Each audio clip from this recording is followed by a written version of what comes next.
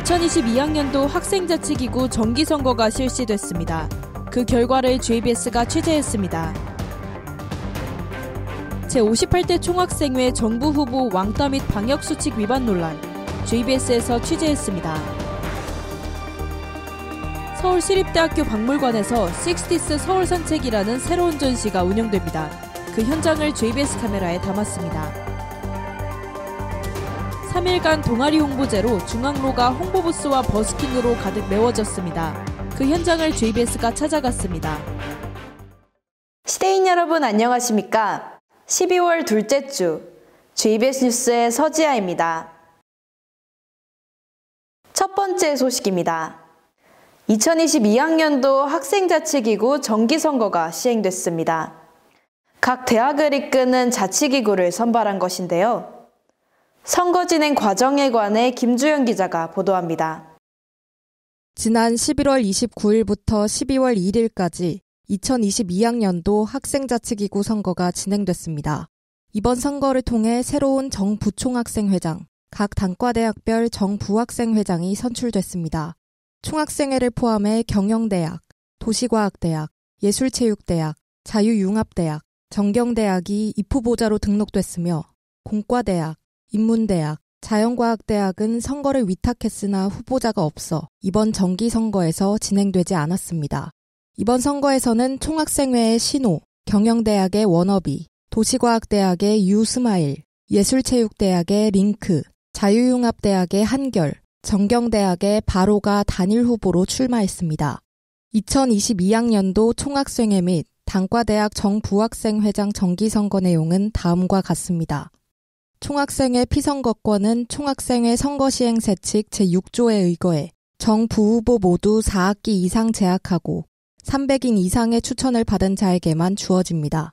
단과대 선거 위탁의 경우 총학생회 선거시행세칙 제2장 제6조 2항에 의거해 각 단과대 해당 정관이 있을 시에는 해당 정관을 우선 따르고 정관이 없을 시에는 정후보는 임기 시작일 현재 3학기를 마쳐야 하고 부후보는 2학기를 마쳐야 합니다. 또한 소속 회원 20분의 1 이상의 추천을 받은 자여야 합니다. 추천서의 경우 선거시행세칙 제20조에 따라 중앙선거관리위원회의 내규에 의해 추천서 양식은 학번, 학과, 이름, 전화번호로 구성됐습니다.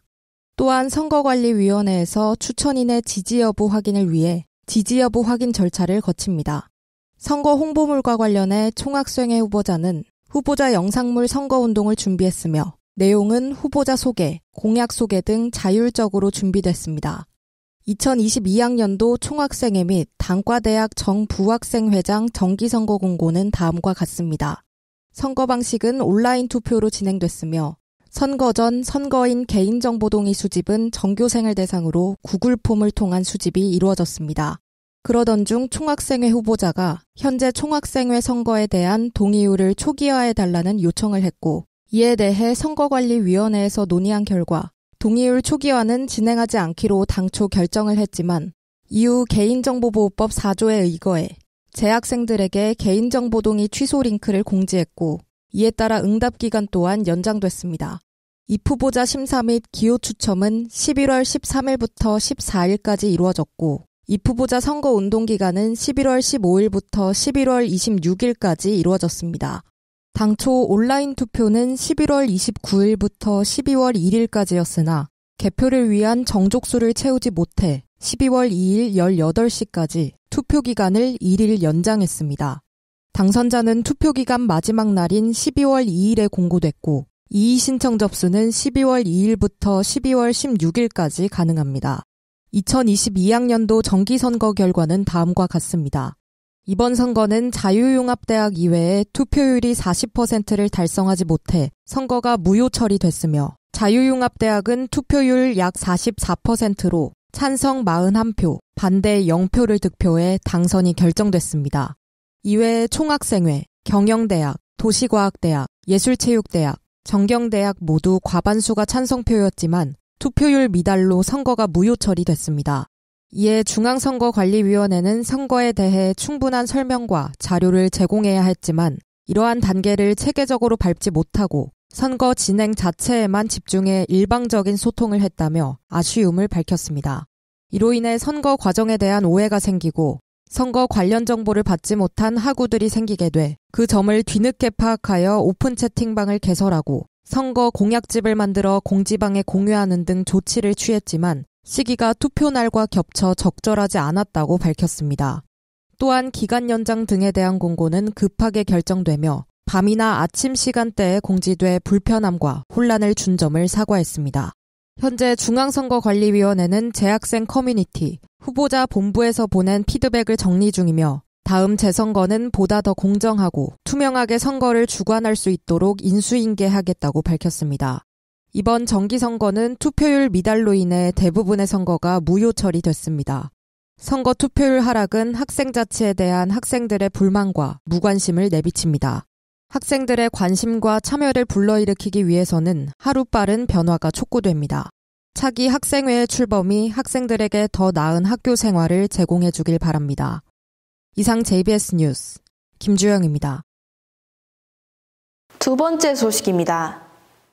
총학생회 정후보와 부후보, 그리고 예비후보를 둘러싼 논란이 불거졌습니다. 후보자의 따돌림 의혹과 방역수칙 위반에 대한 글이 게시된 것인데요. 자세한 소식 김규리 기자가 취재했습니다.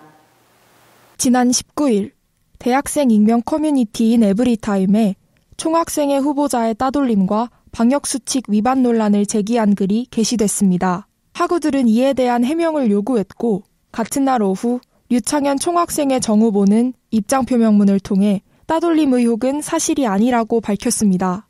또한 사과문을 통해 작년 음악관합 연못에서 방역수칙을 어긴 바 있으며 올해 총학생회실에서의 음주로 방역수칙을 어긴 바 있다고 시인했습니다. 류창현 후보의 말에 따르면 권한대행은 9월 27일 회의 이후 10월 26일 단순 회식 이후 총학생회실에서의 음주로 인해 방역수칙을 위반했으며 류창현 후보는 10월 26일 해당 자리에 참석했습니다. 이에 대한 어떠한 징계도 받겠다는 말을 덧붙였습니다. 그리고 지난 24일 류창현 후보는 에브리타임에 추가로 게시한 글을 통해 학생처의 방역수칙 위반과 관련한 징계 의결을 요구했으며 결과를 기다리는 상황임을 밝혔습니다. 최초로 논란이 제기됐던 11월 19일 밤 김인환 총학생회 예비후보는 총학생회 후보자의 따돌림과 관련한 입장표명문을 게시했습니다. 다음 날 류창현 총학생회 후보와 윤종화 후보도 김인환 예비후보에 관한 입장표명문을 게시했습니다. 그러나 양측의 입장표명문에서는 사실관계가 다른 부분이 존재했고 이에 대한 혼란은 커졌습니다. 이후 김인환 예비후보는 류창현 후보, 윤종화 후보와의 만남을 통해 해당 부분과 관련한 차담을 가진 뒤 최종 입장문을 올리겠다고 밝혔습니다. 그리고 11월 26일 류창현 후보는 윤종화 후보, 김인환 예비후보와의 공동 입장 표명문을 게시했습니다. 공동 입장 표명문 내용은 다음과 같습니다. 첫째, 류창현 후보의 보고안건 제공지 및 회의 불참석 권유 과정에 관한 양측의 입장입니다. 류창현 후보는 해당 과정에서 따돌림의 의도가 없었고 급작스러운 결정과 소통의 부재에서 비롯된 오해라고 밝혔습니다. 이에 김인환 예비후보는 따돌림의 의도가 없었더라도 일련의 과정은 당시 회장직을 이용한 비민주적 행위였다고 말했습니다. 뒤이어 류창현 후보는 안건지는 현장 발의도 가능한 성격을 가지고 있으며 모든 집행부 인원들이 가질 수 있는 권한이라고 해명했습니다. 비민주적 행위를 전혀 하지 않았지만 도의적인 책임을 인정하고 당시 소통 부재에 대해 사과했습니다. 둘째, 류창현 후보와 김인환 예비후보의 연락두절건에 관한 양측의 입장입니다. 류창현 후보는 본인의 출마를 이유로 김인환 예비후보의 감정적 발언이 있었다고 밝혔습니다. 그러나 김인환 예비후보는 본인이 배제된 상황에 대한 발언이었으므로 감정적인 발언으로 인정할 수 없다고 말했습니다. 또한 김인환 예비후보는 본인의 불출마 선언 이후 류창현 후보의 연락두절에서 따돌림을 느꼈다고 밝혔습니다. 이에 류창현 후보는 상호 간 소통의 문제임을 인정하고 사과했습니다. 셋째, 윤종화 후보와 김인환 예비후보의 연락두절건에 관한 양측의 입장입니다. 윤종화 후보는 건강 문제로 치료를 받는 과정에서 김인환 예비후보의 문자와 전화에 응답하지 않았으며 해당 상황에서 오해가 생겼다고 밝혔습니다. 김인환 예비후보는 윤종화 후보의 부득이한 상황으로 인한 소통 부재에서 비롯된 오해의 사실을 받아들였다고 밝혔습니다. 아울러 윤종화 후보는 류창현 후보와 김인환 예비후보의 경선 과열 과정에서 본인이 불편한 상황에 놓여 있다고 보았으며 김인환 예비후보의 연락을 받지 못한 이후 다시 연락을 취하는 것이 부적절하다고 생각했음을 해명했습니다. 넷째, 총학생회 권한대행 신호 집행부원과 김인환 예비후보의 갈등에 관한 양측의 입장입니다. 해당 집행부원은 김인환 예비후보에게 사과문을 전달했고 다음 날 김인환 예비후보는 용서의 의사를 밝혔습니다. 이에 따돌림 의혹은 소통 부재로 인해 초래된 것이며 김인환 후보 역시 사실관계 파악을 완료했다고 덧붙였습니다. 마지막으로 김인환 후보는 본인의 입장 표명문으로 신호 전체 및 무관계한 집단을 대상으로 무분별한 글이 올라오는 것에 책임을 인정했으며 사과 의사를 밝혔습니다. 류창현 후보와 윤종화 후보를 대상으로 한 근거 없는 비방에 대해서도 유감을 표했습니다. 류창현 후보는 김인환 예비후보와 윤종화 후보, 신호 집행부원 사이에서 일어난 논란에 대해 오해의 소지를 만든 것을 사과했습니다. 또한 류창현 후보와 윤종화 후보는 이번 사안에서 비롯된 총학생의 불신에 대한 책임을 통감하며 죄송하다는 말을 전했습니다. 아울러 김인환 예비후보는 학생 자치에 관한 관심을 이어나가겠다는 의사를 표했으며 류창현 후보와 윤종화 후보는 남은 기간 선거 유세에 최선을 다할 것을 밝혔습니다. 그러나 공동 입장 표명문을 접한 학우들은 총학생회 후보에 대한 신뢰가 하락했다는 반응을 보였습니다. 에브리타임 댓글 등을 통해 해당 표명문 내용 자체에 대한 이해가 어려우며 공감이 되지 않는다고 밝혔습니다. 또한 논란 대응 방식에 대해서도 지적하며 총학생회 후보 자질에 대한 의심을 보였습니다. 한편 11월 20일 중앙선거관리위원회는 류창현 후보가 총학생회 선거에 대한 동의율 초기화를 요청했으나 해당 사안을 받아들이지 않겠다고 밝혔습니다. 그러나 학우들은 에브리타임 댓글 등을 통해 총학생회 선거에 대한 개인정보 제공 처리 선택권을 강력히 요구했습니다. 이에 11월 21일 중앙선거관리위원회는 개인정보보호법 4조에 따라 재학생들에게 개인정보 동의 취소 신청 링크를 제공지했습니다. 이에 연장된 취소 응답 기간 및 기존 동의 응답 기간은 11월 21일부터 25일까지였습니다. 또한 단과대 선거에 대한 개인정보 동의 취소 응답도 분리해 받는 것으로 수정돼 제공지했습니다. 그러나 11월 26일 오전 중앙선거관리위원회는 단과대 선거가 불안정하게 진행될 점과 정족수가 얼마 남지 않은 단과대가 있다는 점을 고려해 25일 자정까지였던 개인정보 동의 응답 마감을 26일 15시까지 연장한다고 공지했습니다. 이에 학우들은 개인정보 동의 연장 필요성에 대한 의문을 표했으며 공지 방식의 미흡을 지적했습니다. 총학생회 정부후보 및 예비후보에서 비롯된 논란의 불씨가 꺼지지 않는 가운데 원활한 학생 자치활동이 재개될 수 있을지 귀추가 주목됩니다. 바람직한 학생 자치가 이루어질 수 있도록 학우 여러분들의 지속적인 관심을 부탁드립니다. 이상 JBS 뉴스 김규리입니다. 세 번째 소식입니다. 우리 대학 전시관에서 새로운 전시가 개최됐습니다. 바로 식스티스 서울 산책이라는 전시인데요. 자세한 소식 이정훈 기자가 알아봤습니다. 우리 대학 박물관에서 11월 17일부터 내년 10월 14일까지 식스티스 서울 산책 전시가 개최됩니다.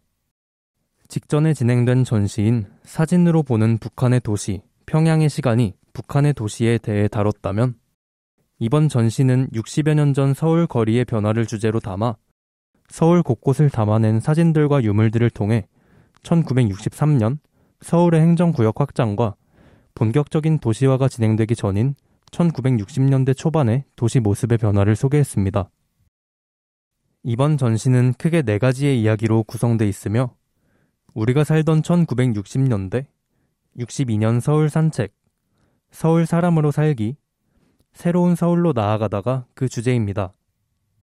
먼저 우리가 살던 1960년대에서는 1960년대 대한민국의 사회상을 반영하는 다양한 홍보물 및 표어, 신문 기사 등을 통해 그때 당시의 가족 계획, 민주주의에 대한 인식 등을 확인해 볼 수 있습니다.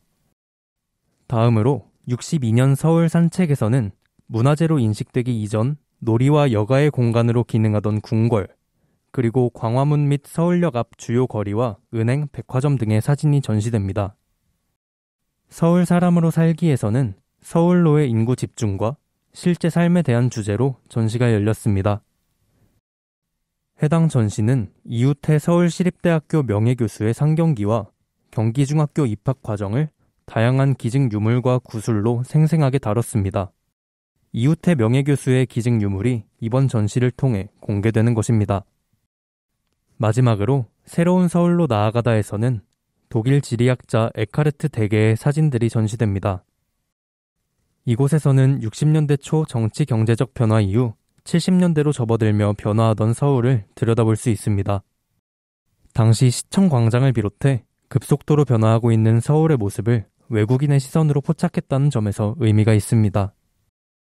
한편 이번 기획 전시와 함께 우리 대학 학우들을 대상으로 한 학생 참여 전시도 운영됩니다. 학생 참여 전시 2021 시대인이 본 서울은 기획 전시 속 서울의 장소를 학생들이 2021년의 서울의 사진을 촬영해 12월 중 100주년 기념관 로비에 전시할 예정입니다. 이번 전시를 방문한 학우들에게 간단한 소감을 물어봤습니다. 우선 제가 평소에 전시 같은 거에 그렇게 관심이 있는 편은 아니었는데 이번 전시를 우연히 접하게 돼서 다녀와 봤었어요. 전시를 보러 간다는 게 생각보다 좀 어렵고 지루한 일일 줄 알고 있었는데 막상 가보니까 우리가 지금 살고 있는 서울의 옛날 모습들이 각 전시 파트별로 잘 나와 있어서 신기하고 보는 맛이 있었던 것 같아요. 실제로 당시 사용된 광고라던가 표어라던가 이런 것도 재밌게 본 것 같아요. 저번에 했던 평양을 주제로 한 전시 때는 제가 전시회를 못 가보다가 이번 전시회 때 가보게 됐는데 코너별로 다양하게 볼거리가 잘 준비되어 있어서 좋았던 것 같아요. 들어가자마자 옛날에 실제로 먹던 라면이나 그때 당시에 신문 기사 이런 것들도 전시되어 있었고 옛날 당시에 상영되던 영화 포스터나 영화관의 모습 그런 것들도 다 전시되어 있었던 게 좀 흥미로웠던 것 같아요. 우리가 지금 막 오가면서 보고 있는 서울이 한 50년 전만 해도 완전 다른 모습이었구나 확인할 수 있어서 인상적이었습니다. 요즘같이 바쁘게 살아가는 시대랑 다르게 옛날 모습들을 보니까 약간 여유가 생기는 것 같은 그런 기분을 느꼈던 것 같아요. 이번 전시에 대해 김종섭 박물관장은 코로나 이전 문화생활로 원활히 복귀하기 위해 관람객은 관람시 방역수칙 준수를 당부드린다며 60년 전 서울 거리를 산책하는 기분으로 도시 서울의 역사와 공간을 되짚어보는 기회가 되길 바란다고 전했습니다. 관람 비용은 무료이며 주말과 공휴일을 제외한 평일 오전 10시부터 오후 5시까지 관람이 가능합니다. 전시관에는 드라마 오징어 게임으로 인해 전 세계인으로부터 사랑받고 있는 달고나와 60년대 문방구에서 사 먹었던 군것질거리 등이 마련돼 있습니다. 또 전시 기간 중 퀴즈가 진행돼 정답을 맞출 시 추첨을 통해 커피 쿠폰 혹은 박물관에서 제작한 2022년 달력을 증정하는 등의 소소한 행사도 마련돼 있습니다. 바쁘게 살아가는 현대의 삶 속에서 잠시 벗어나 50년 전의 서울로 산책을 한번 떠나보시길 바랍니다. 하고 여러분의 많은 관심 바랍니다. 이상 JBS 뉴스 이정훈입니다. 마지막 소식입니다. 우리 대학 동아리 홍보제가 열렸습니다. 대면으로 행사가 진행되며 우리 대학은 단계적 일상 회복에 한 발을 내딛었는데요. 행사 진행 방향에 관해 김예지 기자가 취재했습니다. 지난달 24일부터 26일까지 서울시립대학교 동아리 홍보제가 열렸습니다. 이번 행사는 우리 대학 중앙로에서 진행됐으며 오전 11시부터 오후 6시까지 진행됐습니다. 대면으로 행사가 개최됐다는 점에서 단계적 일상 회복에 한 걸음을 내딛었습니다. 우리 대학은 학생 상호 간의 우위를 돈독히 하고 교양을 넓히며 건전하고 합리적인 학내외 활동을 위한 다양한 동아리 활동을 보장하고 있습니다. 하지만 코로나19로 다수의 동아리가 이전처럼 활동을 이어나가지 못했고 동아리에 대한 학생들의 관심도 하락했습니다. 우리 대학 동아리는 활동 중 동아리 가입과 탈퇴가 자유로우며 가입의 경우 1인 1개의 동아리에 하나지만 이중 등록은 불허합니다. 더 자세한 정보를 알기 위해 이번 행사를 주최한 동아리 연합회와 인터뷰를 진행했습니다. 네, 이번 동아리 홍보제의 목적은 다음과 같습니다. 코로나로 인해 위축된 동아리 활동에 활기를 불어넣고자 이번 행사를 기획하였고, 오랜만에 동아리들에게 홍보의 기회를 제공하고 싶어 이 행사를 진행하게 되었습니다. 코로나 때문에 활동이 여러모로 위축되었었는데요. 이번 홍보제로 조금이나마 활성화가 된 것 같아서 기쁩니다. 내년에 코로나 상황이 더 좋아진다면 더 규모 있고 준비된 행사를 진행하려고 합니다. 이번 행사에서는 총 24개의 동아리가 참여했으며 공연 동아리의 버스킹 공연도 진행됐습니다. 먼저 홍보부스에 참여한 동아리입니다. 24일에는 시립고, 팔콘스, 아미커스를 비롯한 8개 동아리의 홍보부스가 진행됐습니다. 25일에는 검도부, 한솔의, 레벨업을 포함한 8개의 동아리의 홍보부스가 진행됐습니다. 26일에는 칸타빌레, 가이아, 아마축구부 등 8개 동아리의 홍보부스가 진행됐습니다. 다음으로 버스킹입니다. 버스킹은 24일 13시부터 16시까지 트루츠의 공연이, 16시부터 17시까지는 아미커스의 공연이 진행됐습니다. 다음 날인 25일 11시부터 14시까지는 쓰레시알, 14시부터 17시까지는 한솔의 공연이 진행됐습니다. 마지막으로 26일 11시부터 13시까지는 제퍼나이어, 13시부터 14시까지 얼씨구의 공연이 진행됐습니다. 또한 동아리 연합회는 축제에 대한 학생들의 관심을 더할 수 있는 중앙동아리 홍보부스 이벤트를 진행했습니다. 부스에서는 각 동아리 부원들이 자신의 동아리 활동을 체험할 수 있는 게임과 퀴즈 등의 프로그램을 운영하면서 동아리에 대해 홍보하는 시간을 가졌습니다. 또한 추첨과 이벤트를 통해 다양한 상품도 준비됐습니다. 네, 저희는 US 팔콘스라는 동아리인데요. 저희는 서울시립대 유일한 중앙야구 동아리입니다. 야구를 좋아하시는 분들이라면 상시 모집하고 있으니 언제나 저에게 연락 주시면 저희와 같이 야구를 즐기실 수 있습니다. 저희는 서울시립대학교 중앙동아리 칸타빌레입니다. 저희는 관현악 동아리로 클래식을 사랑하는 사람들이 모여서 열심히 연주하고 있습니다.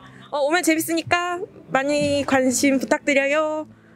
서울시립대학교 중앙동아리 태권도부 회오리라고 합니다. 그래서 저희는 매일 학관 지하에서 오후에 운동을 하고 있고요.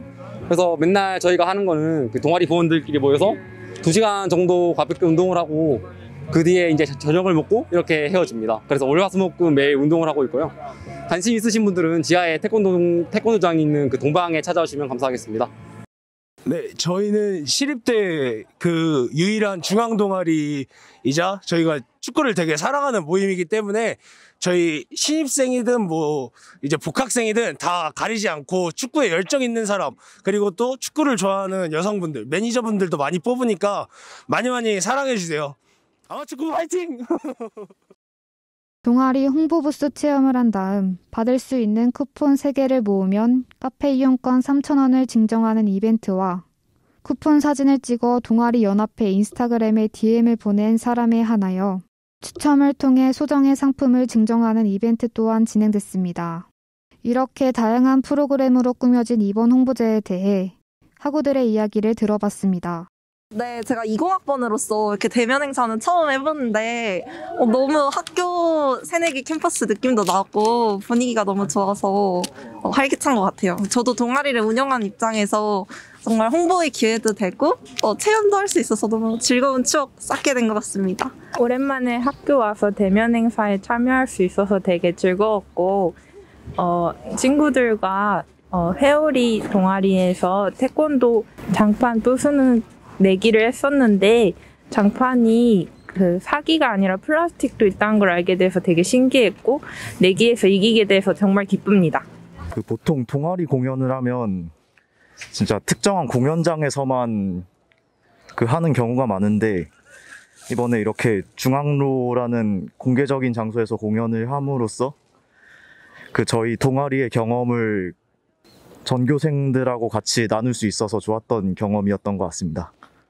대면 행사로 오랜만에 북적해진 중앙로의 모습만큼 학생들의 대면 행사에 대한 기대감도 높아지고 있습니다. 이번 행사를 시작으로 점차 일상을 회복해 동아리 활동을 비롯한 대학 문화들이 다시금 자리매김할 수 있도록 학우들은 방역수칙에 보다 신경을 기울여야 할 것입니다. 하루빨리 코로나19가 회복되어 학생들이 대학 생활에 활력을 불어넣길 바랍니다.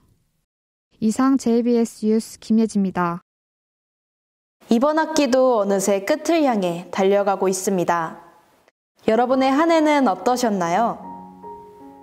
이번 뉴스를 마지막으로 2021학년도 JBS 뉴스는 마무리됩니다. 저 역시 앵커 자리를 마무리 짓게 되는데요.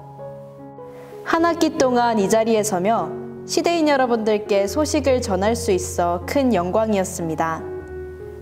오늘 저희가 준비한 소식은 여기까지입니다. JBS는 언제나 최선을 다하겠습니다. 즐겁고 행복한 연말 보내시길 바라며 이번 뉴스 여기서 마치겠습니다. 시청해주신 여러분 고맙습니다. 2021년 공학계열 인문소양 독서캠프 개최를 안내합니다. 기업 학생 제한 실무형 비교과 프로그램 수강생 모집을 안내합니다. 12월 교의진료 일정을 안내합니다. 2022학년도 2학기 파견 교환학생 선발을 안내합니다.